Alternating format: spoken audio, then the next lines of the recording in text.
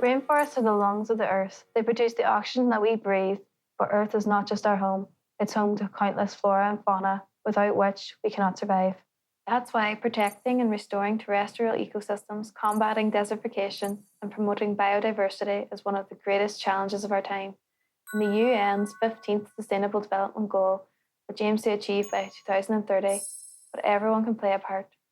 Educating people about nature is a great place to start. Cornell University sophomore student Deja Powell founded Get Them to the Green, a 4-point program to empower young people to protect the environment through education, opportunity, mentoring, and scholarship.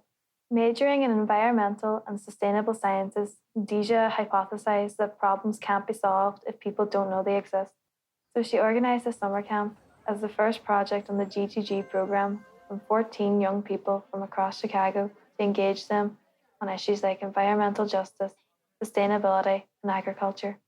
Deja subsequently built a garden in her former elementary school to help provide hands-on and outdoor opportunities for students and teachers alike to learn about nature and how life on land subsists. How could you help people in your community fall in love with nature? New innovations are also driving environmental change. They're helping decrease pollution and protect ecosystems everywhere. For lots of innovators around the world, that means mushrooms. Mushrooms and other fungi are chock full of mycelia, tiny biological fibers that can be used to make all sorts of things using MYCELIUM technology.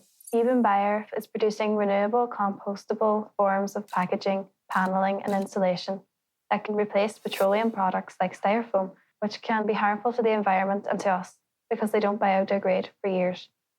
According to Bayer, the best technology in the world is natural technology, and with mushrooms plentiful all around the world, the signs are good for the future of renewable production.